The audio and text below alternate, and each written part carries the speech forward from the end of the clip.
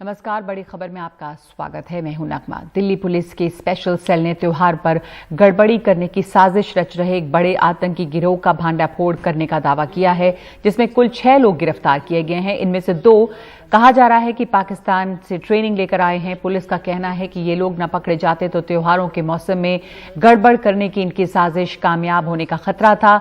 Delhi police का दावा है कि इनका नेटवर्क कई राज्यों में फैला है। इनमें से 3 लोगों को यूपी एटीएस की मदद से पकड़ा गया है। पुलिस का दावा है कि इन लोगों की 2 टीमें बनाई गई थीं, जो अंडरवर्ल्ड सरगना दाऊद इब्राहिम के भाई अनीस इब्राहिम के संपर्क में थीं। एक मल्टी स्टेट ऑपरेशन में हमने 6 लोगों को गिरफ्तार करा है। खास बात इसमें यह है कि इन 6 में 2 आदमी ऐसे भी हैं जो कि पाकिस्तान में जाकर अभी इसी साल ट्रेनिंग कर कर वापस आए हैं। महाराष्ट्र के रहने वाले समीर नाम के आदमी को गिरफ्तार करा है। इसको कोटा में एक ट्रेन में हमने गिरफ्तार करा। उसके बाद 2 आदमी दिल्ली में गिरफ्तार हुए और इनसे जो आगे बातचीत मिली, प्लस जो हमारे पास टेक्निकल इनपुट्स थे, उसके ऊपर फिर यूपी में, जहां हमारे पास यूपी एटीएस का बहुत क्लोज कोऑपरेशन रहा, यूपी एटीएस के साथ मिलकर हमने 3 लोग वहां से अरेस्ट करे हैं। इसमें जैसा मैंने बताया, 2 आदमी ऐसे हैं जो कि अभी अप्रैल में यहाँ से मस्कट गए थे। यहाँ से वो बाई एयर गए और वहाँ से मस्कट से इनको by ship and boat Pakistan ले जाया गया। वहाँ ग्वादर पोर्ट के पास एक फार्म हाउस में इनको रखा गया और जहाँ पर कि इनको एक्सप्लोजिव बनाने में और साथ में fire arms including AK-47 handle और फायर करने की ट्रेनिंग दी गई। मुंबई में हुए एक बलात्कार के बाद मुंबई पुलिस अब हर एक पुलिस स्टेशन में निर्भया टीम का गठन करेगी। ये टीम ऐसे आरोपियों पर नजर रखेगी जिनके खिलाफ पहले से महिलाओं से जुड़े कई गंभीर मामले दर्ज हैं। इस टीम के पास खुद की पेट्रोलिंग वैन होगी। रात के समय अकेले जाने वाली महिलाओं की ये मदद करेगी। निर्भया कंप्लेंट बॉक्स बनाया जाएगा, जिसमें शिकायत के आधार पर कार्रवाई की जाएगी। हमारे साथ सोहित मिश्रा जुड़ रहे हैं। सोहित, हाल में जो बलात्कार के मामले सामने आए हैं, उसके बाद ये पहल कितनी कारगर हो सकती है और इससे किस तरह का बल मिलेगा अपराध को रोकने के लिए? इसके विस्तार क्या हैं? और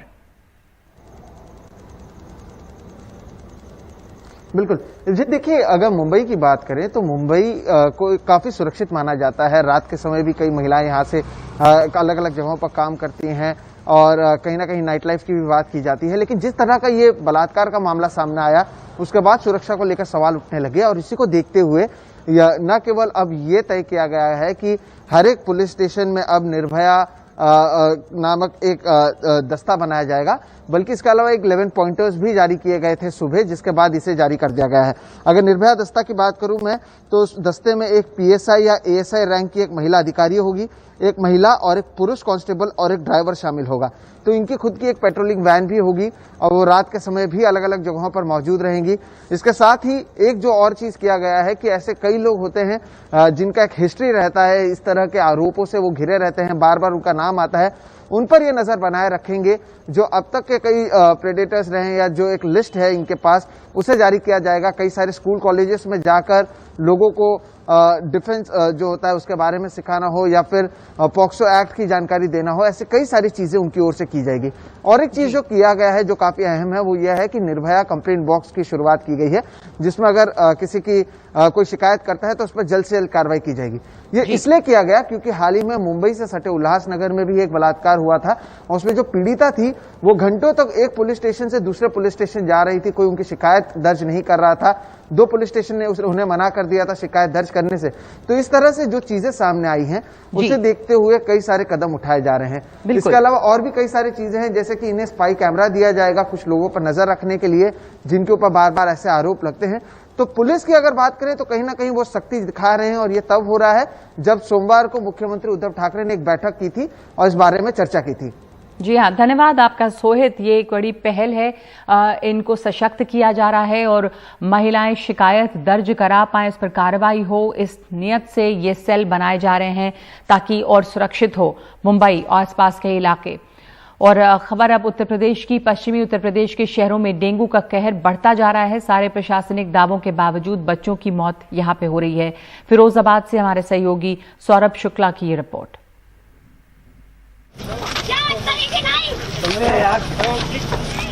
फिरोजाबाद में 20 साल की निकिता को आगरा के मंडल कमिश्नर की गाड़ी के नीचे से खींचकर हटाया जा रहा है।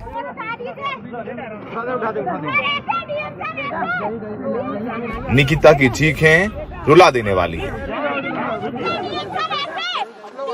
उसने अपनी 11 साल की बहन को फिरोजाबाद मेडिकल कॉलेज में आंखों के सामने दम तोड़ते देखा है।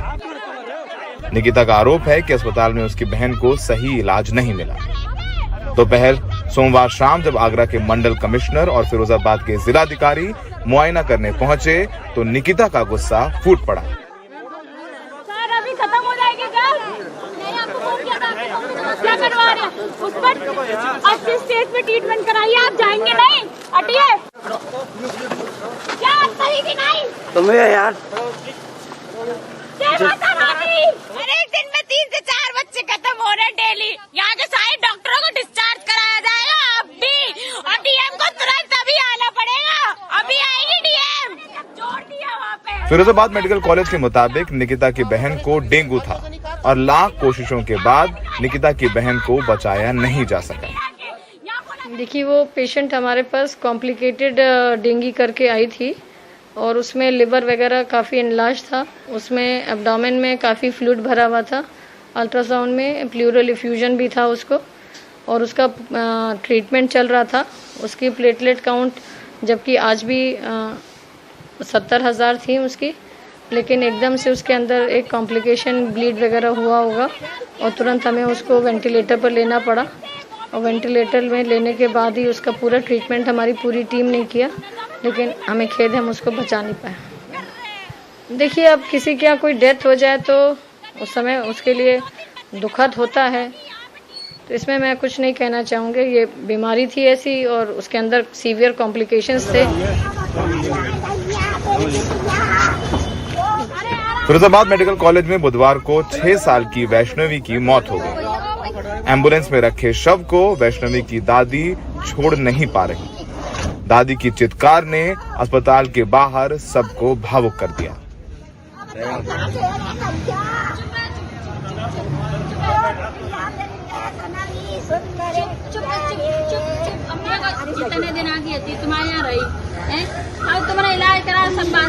अस्पताल के गार्ड बुजुर्ग को ढांढस बंधाते नजर आए। किसको लेके आई थी अंदर यहाँ पे? लड़की को। क्या हुआ उसको? वो खत्म हो गई, 7 साल की थी। किसी पे इलाज पहले कराया था क्या? नहीं, ले गए थे, दवाई दिलाई और फिर इलाज किया था, अच्छी इलाज की। हर रोज फिरोजाबाद में बुखार से बच्चे तड़प कर मर रहे हैं। सरकार के सारे दावे इन आंसुओं के सामने झूठे नजर आते हैं। अब तुम रोक रहे तो इन्हें कैसे चुप कराओगे बताओ? उत्तर प्रदेश सरकार का प्रचार उत्तर प्रदेश से लेकर दिल्ली में है। ऐसे चमकदार होर्डिंग पोस्टर जगह जगह सड़कों पर लगे हुए हैं, लेकिन फिरोजाबाद में जो हो रहा है वो हकीकत इस प्रचार के बिल्कुल उलट है। हर रोज कई बच्चे वहां पर दम तोड़ रहे हैं। 1 महीने गुजर गए हैं, फिर भी स्वास्थ्य सेवाएं नहीं बदल रही। दिल्ली में सहयोगी जितेंद्र केशव के साथ सौरभ शुक्ला, एनडीटीवी इंडिया। और आम आदमी पार्टी ने अगले साल होने वाले यूपी विधानसभा चुनाव के लिए अपनी कमर कस ली है। आम आदमी पार्टी ने आज अयोध्या में तिरंगा यात्रा निकाली। दिल्ली के उप मुख्यमंत्री मनीष सिसोदिया और आप सांसद संजय सिंह इस यात्रा में शामिल हुए। तिरंगा यात्रा का वीडियो ट्वीट करते हुए आम आदमी पार्टी ने लिखा कि प्रभु राम की अयोध्या नगरी तिरंगे के रंगों से नहाई है। उत्तर प्रदेश में असली राम राज्य लाने की ये आम आदमी की अंगड़ाई है। और तृणमूल कांग्रेस ने सुष्मिता देव को राज्यसभा के लिए नामांकित किया है। वो हाल ही में कांग्रेस छोड़कर टीएमसी में आई हैं। पार्टी ने इसे महिला सशक्तिकरण की मुहिम का हिस्सा बताया है। सुष्मिता देव ने भी कहा कि ये पूर्वोत्तर के लिए ममता बनर्जी का संदेश है। I am extremely grateful to my leader Mamata ji that she's given me an opportunity to file my nomination and contest the Rajya Sabha election. And what is important is not that Sushmita Dev has got it, but there are a couple of messages in it. First, Trinamool Congress once again proves that more women in the parliament is their vision and their conviction. Number two, Mamata Di has given a strong message to Northeast by giving someone from Northeast a Rajya Sabha seat. और इस वक्त ये खबर आ रही है कि GST council की अगली बैठक में शायद पेट्रोल, डीजल और एटीएफ को जीएसटी के दायरे में लाने पर विचार हो सकता है। हिमांशु शेखर हमारे साथ है। हिमांशु, क्या जानकारी है, क्या मुश्किलें रही अब तक पेट्रोल को जीएसटी के अंतर्गत लाने में, और अब क्या कहा जा रहा है? देखिए, जून के पहले हफ्ते में एक रिट पिटीशन दायर की गई थी केरला हाईकोर्ट में, जिसके बाद 21 जून को केरला हाईकोर्ट ने ये निर्देश जारी किया था जीएसटी काउंसिल को कि वो जो रिट पिटीशन है जिसमें ये मांग की गई थी कि पेट्रोल डीजल की बढ़ती कीमतों की वजह से आम गरीब लोगों पर बहुत बुरा असर पड़ रहा है और बेहतर होगा कि इसे जीएसटी के दायरे में शामिल किया जाए। इस रिट पिटीशन को सरकार के पास भेजा गया है जीएसटी काउंसिल की तरफ से, और जिसके बाद सूत्रों ने हमें ये बताया है कि जो लखनऊ में 17 सितंबर को जीएसटी काउंसिल की बैठक है उसमें पेट्रोल और डीजल को जीएसटी में शामिल करने को लेकर केरला हाईकोर्ट के जो निर्देश हैं उस पर चर्चा हो, ये बात पर चर्चा की संभावना है। इसे प्रस्ताव में शामिल किया गया है, लेकिन उसका कॉन्टेक्स्ट है कि केरला हाईकोर्ट के निर्देश के मुताबिक जीएसटी काउंसिल इस पर चर्चा करे। लेकिन बड़ा सवाल ये है कि बहुत सारी राज्य सरकारें, उनकी अपनी चिंताएं हैं कि अगर जीएसटी के तहत पेट्रोल डीजल को शामिल किया जाता है और जो एक्साइज ड्यूटी और वैट को अगर मर्ज किया जाता है तो इससे जो राजस्व की कमाई उन्हें होती है पेट्रोलियम पदार्थों से वो काफी घट सकती है, और इसलिए बहुत सारे राज्यों ने भी आकलन नहीं किया है। इसलिए अभी देखना बहुत महत्वपूर्ण होगा कि जब सरकार की तरफ से ये एजेंडा आइटम वहां पर टेकअप होता है लखनऊ में जीएसटी काउंसिल की अगली बैठक में, तो राज्य सरकारों का इस पर क्या रुख होता है, क्योंकि मुझे लगता है सबसे महत्वपूर्ण होगा कि अगर राज्य सरकारें इस पर सवाल उठाती हैं तो सरकार के लिए इस पर आगे बढ़ना मुश्किल हो सकता है। जी, अब तक इसमें समस्याएं रही हैं इस तरह की, और इसलिए अब तक ये नहीं हो पाया था, लेकिन जीएसटी काउंसिल की अगली बैठक में इस पर चर्चा होगी। धन्यवाद आपका हिमांशु।